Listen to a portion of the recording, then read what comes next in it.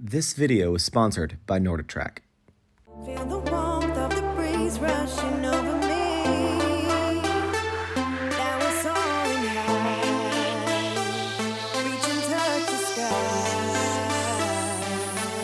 We can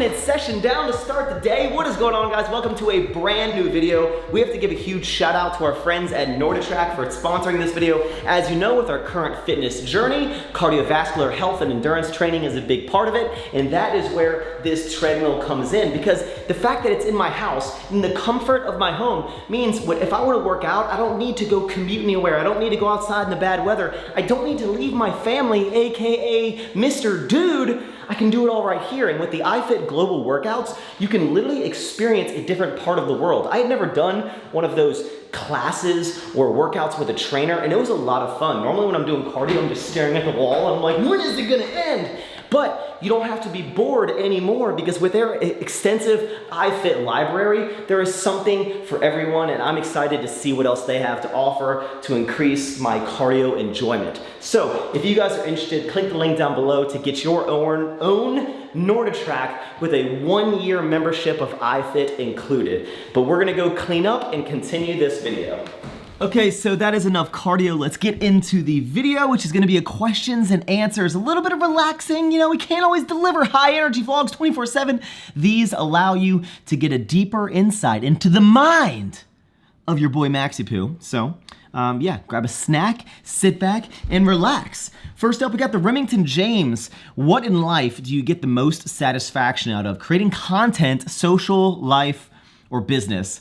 You know, it's a little bit of everything. I've always been a big advocate of creating content. I love creating content, but as you get older, you have more responsibilities and stuff, and you have to kind of set yourself up for the future. It's super lame and boring, but unfortunately, I can't just create content 24/7, because at some point, I know it's gonna be crazy, at some point, you guys are not gonna wanna watch me. I'm gonna fizzle out. The new era of jacked kids are gonna come onto the scene. They're gonna deadlift more than me. They're gonna be funnier than me. They're gonna have a cuter golden doodle than me. And I need to prepare myself for the future. So although I'd love to create content 24/7, I would say that business is the thing that I get the most satisfaction out of. I'm trying my best to figure out how to balance all of it, because managing employees, running multiple businesses, and you know, being this YouTube guy, it's a lot, okay? Wow, Max, you're so inspirational because you can do everything. I know. Okay. Justin Batencourt. I don't think I've ever actually said Justin's last name. He is the videographer with Christian. What inspired you to quit the 9-to-5 and pursue working for yourself? If you don't know, I worked a corporate job for 3 years while I started my YouTube journey. You can go back and watch that. The biggest thing that inspired me was every day I would go into work, and I was an IT staffer, and it was a really relaxing job. Like the coworkers were cool, and my boss was cool, but I just felt like I got to a point where I was like, is this gonna be the rest of my life? Like what will I do? I either need to really work hard in this to grow up in the company, but do I want to grow up in the company? You know, if I ever leave this, like, what will I go do? There's so much uncertainty, and I was like, what if I'm just stuck doing this same thing for the rest of my life? And it didn't truly fulfill me. So when I started social media, I really liked bringing happiness to people. And you know, I loved interacting with people. I loved just when everyone watched my videos or saw my content, they would laugh. And entertainment and bringing value to people is what really motivates me. So that is what was like, you know what, I really think I can believe in myself and bet on myself and do this full time. And that was back in 2016 when I quit. And look at me now! Got a golden doodle. Nellie Johnson, have you ever thought about doing stand-up comedy? I have not thought about doing stand-up comedy. I don't want to say it's easy because I do not think it is. But I'm always like, if you do stand-up comedy, you just need to do relatable things. You need to talk about relationships. You need to talk about life, the workplace, things that people can relate to. And I was like, I feel like you could do that in a funny way and just everyone would laugh all the time. Or you could go on and not be funny at all. See, the thing about me is I am not actually funny. Like, I can't tell jokes. That's why on, all these apps, like, I don't really pop off with my humor. You guys think I'm funny because, like, I'm like a leech, right?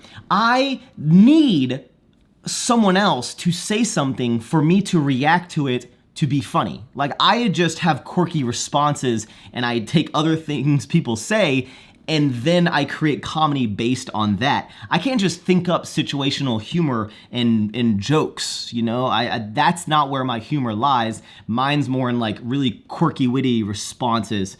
At least that's what I think. So I don't think I'll ever do stand up because I'd be too afraid. Like if people didn't laugh, I'd be like, no, I'm funny. I'm funny. I'm funny. Why aren't you laughing? Why aren't you laughing? So I don't think I'm actually ever gonna do that. Tara Nicole, you're always drinking mango margaritas, but have you ever ate an actual mango? I have. I get them in my, when I eat tacos, I really like the mangoes in there. But to be honest, I'm not a big fan of the actual fruit mango. I just like mango flavored things. Very similar to blueberries. When I get like a parfait or something, I take the blueberries out, but I love blueberry flavored things. It's strange. I like artificial fruit flavoring over the actual fruit. Maybe I haven't had quality mango. I've only had mango out of like gas station little fruit cups. So I should probably go to where I can get actual real mango. Brian Robbins, do you have any partners in your business? I do not. I have a lot of team members, employees that I do bounce a lot of ideas off. But in terms of anyone else owning any part of the companies that I specifically run? No, I do not. There's pros and cons to all of this. You don't have anyone to really bounce ideas off of, but you reap all the rewards and you take all the risks. This also means that I have not taken any sort of loans for either of my businesses. It's just been kind of bootstrapped. It's been self-funded. So a lot of struggles and a lot of positives that come along with that as well. But no, I run everything by myself. Do you feel people downplay your knowledge regarding business due to your social media? Kind of. Because if people watch my videos, right, they see this Maxx, they see the wacky, super good looking, super funny Maxx, and they have an opinion on me, whether it be I'm cringy or whatever. And again, I keep stressing that this version of me is like a 50% kicked up version of me. Well, not maybe like 20% kicked up version of me in real life. Like I am very animated. I am very quirky. I do say weird things. I am very immature, but I do hype up my personality on YouTube because I want to keep it entertaining and keep it exciting. I don't know if that might be just actually annoying, but yeah, people probably don't think, I guess, I have the success that I do if they just saw me. I've always said, I feel like Bane, when he's like, no one cared until I put on the mask. It wasn't until I started the candy company that now everyone's like, oh my gosh, like Maxx, like it's almost like people respect me more after starting the candy, even though I was doing fantastic before that. But it wasn't until the candy that people truly respected me as an entrepreneur. I don't know, because I don't know if I need to show the success of my life, over time. But it wasn't until I started the candy that people, I feel like, take me serious as an entrepreneur. But everyone's gonna have their opinion of you, and you just keep your head down and you keep focused, and you can do whatever you want. Follow your dreams. Corey Samsonite. When is EF going to have some more polos and button-up shirts? We have a lot planned for the future launches. We have like compression gear and stuff coming out in June. A lot of the throwback tees, like the flag tee and the crest tee and the signature series that kind of started the brand. We're bringing all those back in July or early August. We have tons of like bathing suits and new women's apparel. It's been definitely a struggle bringing Everforward back and keeping that same excitement that it had when it was my only focus, and now it's a split focus between that and the candy. I'm doing my best, and you know, it just it gets me down a lot. It's like a frustrating and exciting thing because then it pushes me to try even harder in my businesses to balance multiple things. But you know, I'm doing my best, you know. But yes, we have a lot of exciting things coming. A lot of sold out items are gonna be restocked. So just keep your eyes peeled for EF because we're coming back better than ever every single launch. So the last one was a wild success, and we're hopefully gonna keep that trajectory. B Prob, why are you still doing YouTube when you have 2 successful businesses? I really enjoy YouTube. I do feel it brings me a lot of stress with YouTube because I'm trying to like always create content and manage my businesses at the same time, and I kind of have to step away from that to do YouTube. But obviously this is where I created my core audience, and I definitely think that I could stop making YouTube videos and just be on Instagram and whatnot and still have relatively the same success, if not continue that path. I don't know if YouTube is like necessary for me anymore, but I do it because not only do I feel like I owe it to you guys to continue documenting my life. Like it's like a story that hasn't ended. We don't ever film an ending, but like, you know, I still want to show you my story and my journey and hopefully inspire a lot of you guys to continue this path of chasing after whatever success means to you. And I feel like it'd be rude to just stop making videos. And I really like making them. I guess I do see a lot of other influencers. Like, there's not a lot of people that still make YouTube videos that were kind of when I started. And there's so many people that have wildly successful businesses that don't make a single YouTube video and just have an Instagram. And I'm almost not like what's the point? Because I don't just make YouTube videos to try to push like products and sales. I think a lot of people might feel that way because they're all focused around business, but I'm like, this is just my life now, and I'm documenting. And before it was just me eating sandwiches in my college house, and now I'm running businesses. I'm 31. Like, this is what I'm doing. I'm showing my businesses. So it's kind of frustrating when I see people who are really successful in social media and they don't even have to make a single YouTube video, and that's not one more stress thing on their palette. And I'm like, Max, you know, maybe you don't even need to make YouTube videos, but I will continue making them as long as you guys watch them. I enjoy it. I would like to make them even cooler, but you know, managing businesses is a full-time job. So I'm doing my best over here. So that's why every now and then you get a Q&A. Noah Caddy, do you miss the fitness industry and how it was in 2016, 17, 18? I think with anything, evolution is going to happen. You know, a lot of people who maybe comment on my videos who started watching way back in the day, they're like, oh my gosh, this channel isn't even about fitness anymore. And I remember when it was about like deadlifts, and I remember when it was about like this and this. And I'm like, people are growing up. Like, my audience, I make videos for people who already watch my videos, right? And I also feel like my specific audience has kind of grown and has grown up with me. So the content that I made back in 2016, 17, 18, like, that's not relevant to a lot of you guys now. You've seen it. I don't need to make how to do lat pull downs. I just, you know, everything has changed. And in terms of just the fitness industry, I mean, I don't know. I don't really know how much has changed besides people are just being more entrepreneurial. People are starting their own businesses. I think it's really cool. I do miss the whole like collaboration kind of era where that was a huge thing, and people, you know, obviously before the whole thing going on, but like, people would travel and people would make videos with other people, and now it's like that isn't even a thing anymore. I don't even think collabs really even do much in terms of like, you know, each other benefiting from, you know, being on each other's channel. It was wild. Back in the day, I would make, you know, you'd travel so many different areas just to go work out with people, and now it's everyone just kind of lives in their own world. But the world changes, and you have to kind of either accept it or just, you can't always be like, back in my day, it was way better. You know, you gotta get with the times, old man, you know? DJR Rose, tips on opening a gym, mistakes to avoid. Don't do it. Running a gym is very expensive. If you didn't know, I was a part owner of, it was really a warehouse that happened to have a gym that I could film videos in. I stored my clothing and whatnot, and I had it with 2 other business partners. But unless you are, like, it is so hard and again, I mean, I see Christian do it. It's so hard to have a super profitable gym because of you can only make the membership prices so high, and you can only have so many members based on your space. And unless you have some wildly big space, you can't have a wild amount of members, and you can't charge wild amounts of money.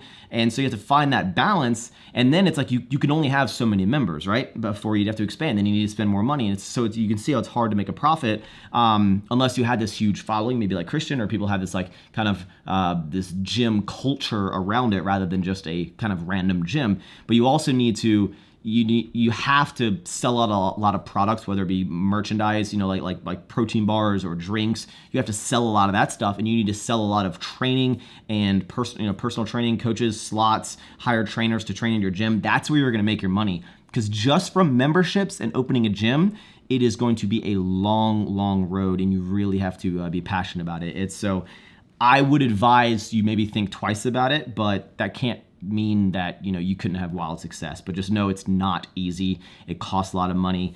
I've been there. We tried to make it like a public thing, and it was not going to happen. It really depends where you live as well. But my buddy Michael Corey has a gym in Oklahoma, and he's crushing it though, because he built something that in an area in Tulsa that didn't exist. This like big powerlifting warehouse style thing. Everything was corporate, and he is having wild success with it. You remember him? He used to make videos. Now he doesn't, because he's just crushing it at the gym. So it can happen, but it is difficult. A Silva, how important is it to hire people with the same mindset as yours? I think it is extremely important to hire people with the same mindset, but you need to understand that no one will care about the business as much as you do unless they have the same amount of reward, right? Unless they're making the same money you are, they have the same stake in the company as you are. And even then, it's hard when you have partners that have 50-50. One person might care about a little bit more. That's why partners can get a little tricky. But you want to hire people that are motivated and want the brand to succeed. But you also need to understand that everyone has their own lives. Like a lot of times for me, I'll want, some of the team members to like do certain things, and they're like, oh, I'm gonna be out of town. I'm like, what do you mean you're traveling? Like, what do you mean you're doing something on the weekends? And I forget that people aren't just obsessed with my brand like I am, and you need to respect that, and you need to understand it. People aren't gonna just work 24/7 because you think they should, right? Unless you're going to pay them to work 24/7.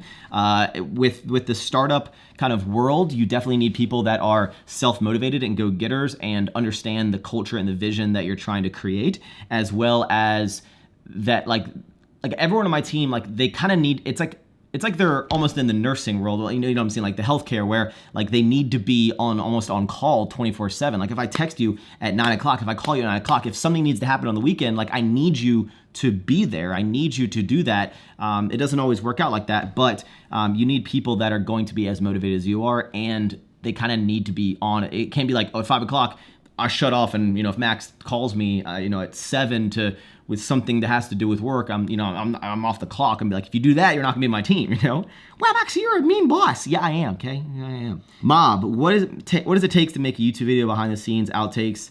It takes a lot to create a video, because I try to put some sort of like emphasis and thought.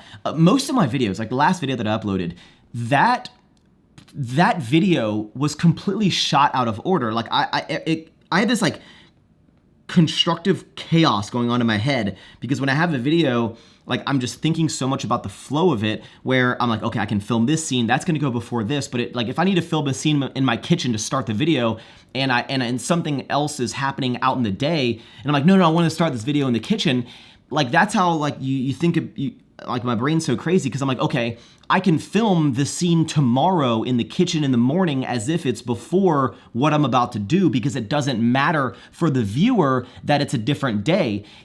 Yeah, it's kind of like faking that it's that same day. A lot of times I'll make greens or something, and then I'm like, all right, like let's go check out the warehouse, but the warehouse scene has already been filmed. Like that scene has already been filmed, but I wanted a beginning scene to flow. So there's a lot of thought that goes into it. I have to kind of step away from my businesses to create YouTube videos. So a lot goes into it. It's not just, that's why people are like, just pick up the camera and film. Like it's not that easy. It's not just pick up the camera and talk to it. if I was like a really hot girl, then like maybe that would work. Or if I was like super shredded or way better looking. But you know, when you're dealing with this, you got to be creative. You got to think about it. So a lot of time goes into it. At what point, if you have, did you think I've made it? If so, what was it?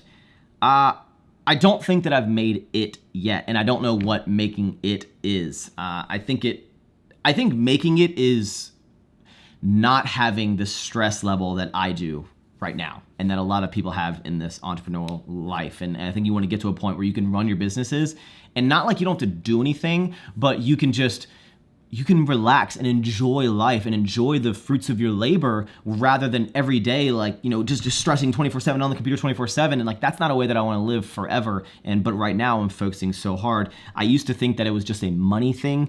I remember I was like, when I have $1 million, there's such a bigger difference between having a $1 million business, a 7-figure business, and having 7 figures and having $1 million, right? And I remember when I saw for the first time in my bank account $1 million, I was like, when I get to $1 million, that's when I know I made it. I'm a millionaire, like a million. And I saw, and I remember the day that I first saw the three commas, some sort of commas with a bunch of zeros. I saw $1 million, and I was like, okay, my life, now what? You know, it didn't bring me the satisfaction that I thought it was. So money isn't the thing that decides whether I make it. Money isn't a determination of my success. It's happiness and fulfillment. And a lot of people think it's money, but as soon as you have money and you make money, you will always want more money, and you're always chasing this thing, and it's like, how much will be enough? Like, how much do you need? And you'll always be wanting more and more and more and more, so you can't just chase money, because money does not mean that you've made it. Freedom and happiness, and I think not having a lot of stress is making it. And there's people that, you know, don't have a lot of money that are probably making it right now, because they're happy and they're fulfilled and they're enjoying their days doing what they want to do, or spending time with their family. And I want to get there. Maybe not. Well, I don't know about a family, but you know, you get what I'm saying. Luke, how is the dating going? The dating is going. I'm not dating. I mentioned this in a video a while back. It's like when I go on these apps and I match with someone who I find attractive and we have a conversation, I never actually set up like a date, because it's not that I'm just like enjoying the game of like flirting. I'm just like, okay, like okay, so if you're going to date, like, okay, I have to like, okay, I gotta plan for that. It means I gotta film my YouTube videos ahead of time, okay. I'm gonna take like an Uber or like drive like 30 minutes away downtown, and then, you know, it's like, that's what goes on in my brain. So I'm more just like, I'm just gonna keep working. I'm just gonna keep making videos. So I'm not really dating at the moment. I'm just kind of single as a Pringle, ready to mingle, but I might not actually set up a date. It's like, I want to go on dates, but then I do want to go on dates. I just don't go on dates. And we've been on a couple. remember the hug? The next one, to give a cheek kiss, and then I'm gonna tell a story about I went on a cheek kiss, and then she like moved real fast, and I kissed her ear, and I got earwax in my mouth or something like that. If you have a type, what is it? I don't think I have a type. I am open to anything. I think some people like only blondes or only brunettes, or, you know, tall, short, whatever. As long as you're a good person and we get along, I feel like when I go on dates, I'll know in the first like hour of like, hey, I want to hang out with you again. And, you know, there's always that kind of like mindset of like, oh, you didn't even hang out with them long enough to find out if you like them. I'm like, yeah, but I'm gonna know in the first like hour if I like them. I don't think, it's kind of like a show when someone's like, oh, you gotta watch the first season, it gets good in the second season. I'm like, why do I have to watch a whole season of doo-doo to get to the good stuff, right? With like, I think seeing someone, like, I don't think you should have to go on 4 dates to find out that you click, you know? That's just my mindset. So in the first date, I'll know if I want to go on 20 dates with them. And for the most part, I just want to go on 1 date. Or, I mean, like, that's how my situation has been. I haven't had that kind of like, I love you. The first date. Hi, my name is Maxx. I love you. That's what I would say to Taylor Swift or Becky G. But in terms of race, ethnicity, hair color, like I accent, no accent, like I don't know. There's maybe certain things you find certain attributes you find attractive, but I don't care. Like I don't care. I just want a good person who's gonna be there for me, and we lift each other up. And this is getting super sappy. You get what I'm saying? I just want a nice girl. I just want a nice girl. Speaking of that, do you think a girlfriend would slow you down? This has been the biggest problem for me of why I haven't put myself out there is, how they say like, your significant other should like raise you up and they should like push you to be a better person. I have been very in the mindset for a long time, and this may sound strange, but I'm like, I don't need someone else to motivate me. There's no girl that I could date that is gonna motivate me to work harder. Like, I can work harder myself, and I have been in the mindset for the longest time that if I felt like I got into a relationship, all I'd wanna do is, watch Shark Tank and eat chili dogs, or if you know the reference, just watch TV. Like, I felt like I would become lazier and not as motivated. The only benefit is that now I'm gonna have more content with someone else, and I can clickbait with the day that I post a video that says like meet my girlfriend, people are gonna implode. Like, people are gonna be driving and be like, oh, notification, Max got a, oh my god, you got a girlfriend, pull over on the highway. So I have for the longest time had the thought that I think that a girlfriend will slow me down, and I'm in this like path of keep going, and I'd have to change my life and change my schedule for someone else. And I'm definitely open to that. So I'm trying my best to get out of that mindset of thinking that someone would slow down. But you gotta be more vulnerable, and you have to kind of accept your fears and understand that maybe it could be the best thing that ever happened to you. But it hasn't happened yet. It hasn't happened in like 6 years. Do you think you ever want kids? I think you'd be the coolest dad. I've always been open to the idea of kids, but I guess I'd be open to having kids no earlier. I can't even begin to imagine my life with children right now. So I think like 35 would be the earliest that I would want kids. But I also think that I'd be fine if I didn't have any children. It's one of those things that, when I was younger, I was like, I want to be a cool young parent. So you'd want to have a kid super early. But now I'm like, nope, not even remotely soon. Maybe when I'm 35, I'd start thinking about it. But I'm not ready for a child. I'm essentially a child, but I don't know. I'm kind of on the fence. And I think if a girl was like, on the first date, was to tell me that she's like, oh yeah, I really want like 5 kids, I'd be like, Do you think on dates you should just go ahead and get that stuff out of the way? Be like, okay, what's your thoughts on prenups? What's your thoughts on children? Do you like guacamole? You just get the really important questions out of the way, just straight on the first date.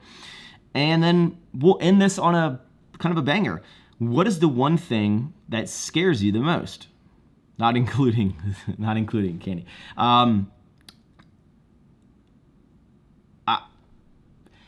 If I can be totally honest with you, it's getting ALS.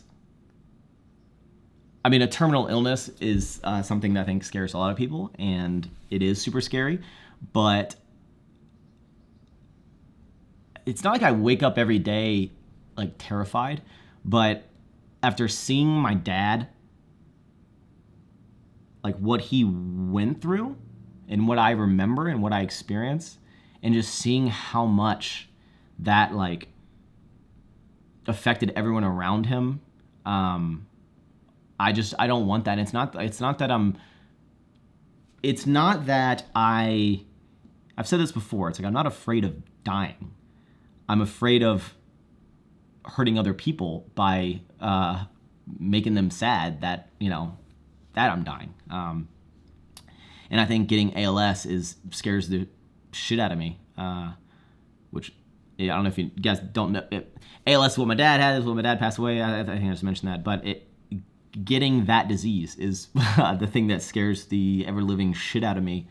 And every time, like I don't know if you even can relate to this, but like every time that I have like a muscle spasm, and this is like serious. Like if I have like a twitch in my arm, like this is like, I've never said it like this. That's like my first thought is like, is that like, and it's kind of ridiculous to think, but it's you know, seeing my dad, and it scares the living shit out of me.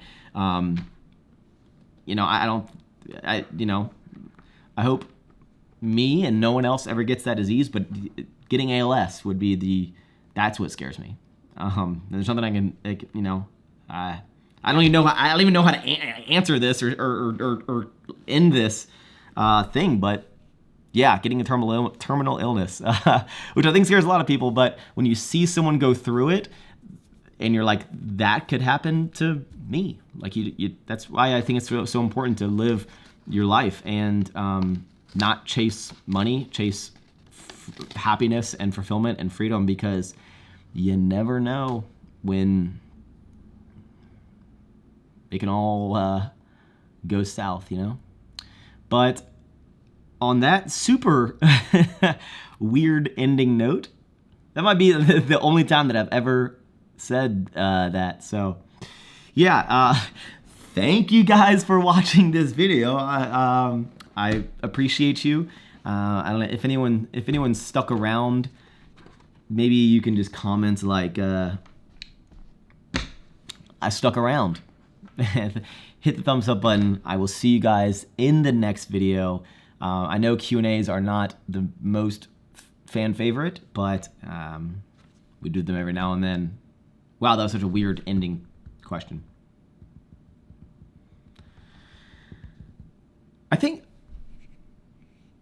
something that I don't know if you guys are sticking around here. I think I might book a ticket today. I've been having like a calling to go like visit my dad. Like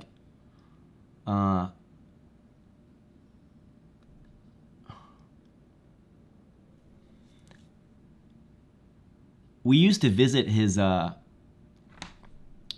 gravesite every single year, and for the past 2 years we just haven't, and I hate it, and I just keep getting this like urge to go to Roanoke and visit him, and I think I'm gonna do that.